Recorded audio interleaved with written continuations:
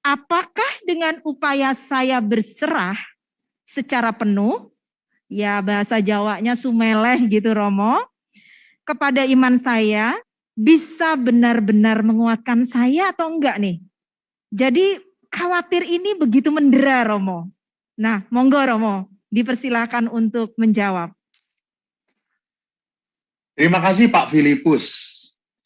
Pak Filipus, saya jadi teringat pengalaman saya mendampingi keluarga yang punya anak difabel. Maaf ya, saya mau menjawab pertanyaan Bapak dengan cerita.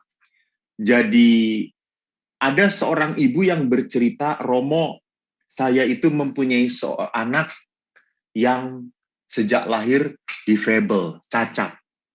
Lalu saya berdoa kepada Tuhan, Tuhan sembuhkan anak saya, sembuhkan, karena dokter memberi harapan. Namun setelah saya lelah berdoa ke sana kemari, anak saya tidak sembuh-sembuh. Dan saya kecewa sekali.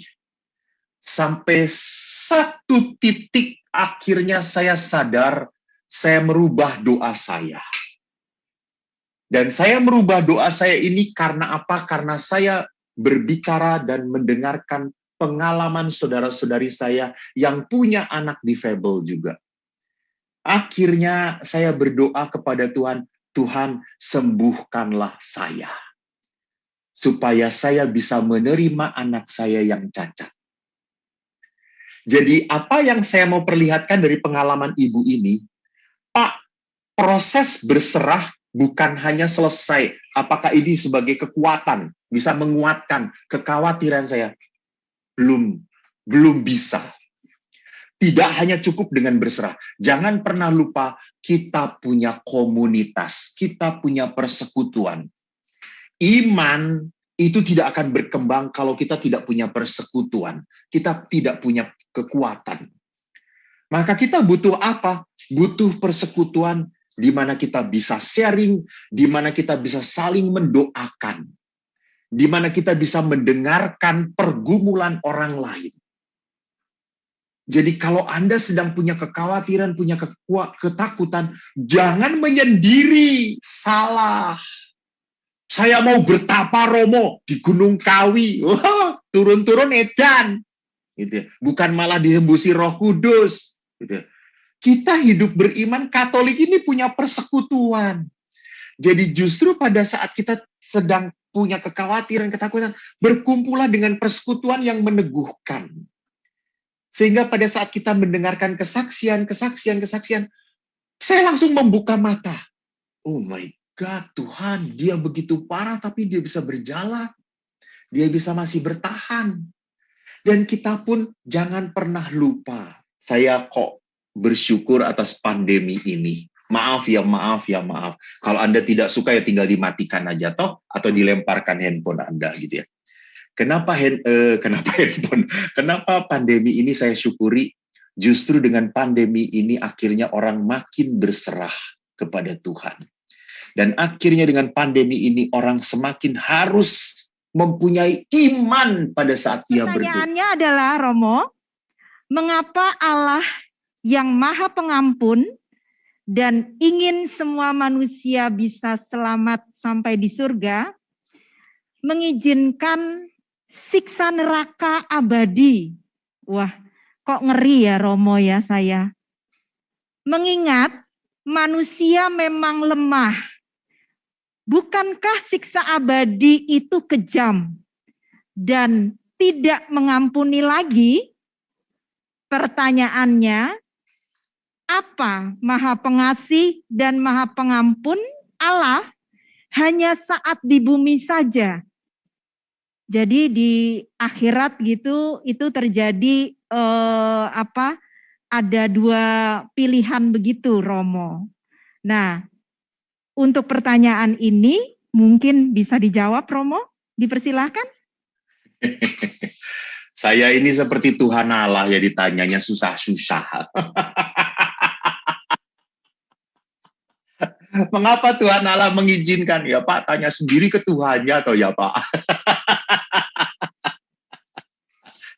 Nanti kalau saya salah menjawab, tolong Romo Aji dan segenap pasukan mengikut menjawab juga.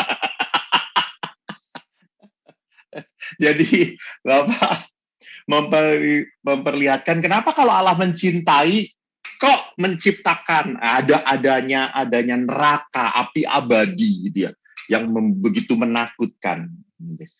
Kan manusia hidup di dunia itu kan ada di dalam kelemahan. Betul Pak, manusia hidup di dalam kelemahan dan cinta Allah itu tidak pernah lemah. Cinta Allah adalah cinta yang kekal dan abadi.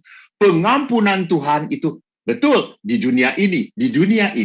Setelah kita meninggal, kita hanya dihakimi oleh Allah. Kita bisa dimohonkan ampun oleh saudara-saudara kita dengan doa-doa kita. Tetapi kita tidak pernah secara pribadi bisa mohon pengampunan lagi gitu ya. Benar. Mengapa sampai diizinkan? Kan Tuhan itu tahu bahwa manusia itu lemah gitu ya. Manusia ingat bahwa cinta itu tidak bisa dibalas dengan seenaknya. Enggak. Jadi kalau Allah itu sudah mencintai kita dan kita seenaknya, berarti kita tidak mencintai Tuhan. Ingat di dalam sifat cinta. Dalam sifat cinta itu kita memberikan yang terbaik kepada yang kita cintai. Nah, kalau Allah sudah mencintai kita dan kita tidak memberikan yang terbaik kepada sosok Allah yang sudah mencintai kita, ya kita tidak pantas mendapatkan kebahagiaan surgawi. Gitu. Kita pantasnya apa? Mendapatkan hukuman, gitu ya. Mendapatkan penderitaan itu. Gitu. Jadi disinilah letaknya perjuangan di dalam kehidupan ini. Gitu. Jadi di dunia ini memang adalah tempatnya bagi kita untuk bergumul dengan kelemahan kita. Paulus berkata dengan kedagingan kita. Roh itu kuat tetapi daging itu lemah. Dan kita selalu punya keinginan yang baik, tetapi yang kita lakukan jatuh lagi kepada kelemahan kita, gitu kan. Saya ingat sekali ada seorang ibu ngomong, "Romo, saya itu kalau mau pengakuan dosa suka bingung. Apa yang membuat bingung, Bu? Saya nggak tahu dosa saya apa." Lalu saya ngomong, "Ibu, kalau ibu ingin tahu dosa-dosa ibu apa, tanya kepada suami. Pasti suami tahu banget, apal banget dosa-dosa ibu apa," gitu ya. Jadi seringkali orang itu kehilangan kepekaan akan rasa dosa, rasa salah. Jadi orang itu terlalu menuntut Tuhan mencintai, Tuhan mengasihi, Tuhan baik, tetapi dia tidak mau menuntut hidupnya, dirinya, untuk taat dan setia mencintai Tuhan. Bocengli kalau kayak gitu. Kita harus cengli kepada Tuhan juga. Gitu ya.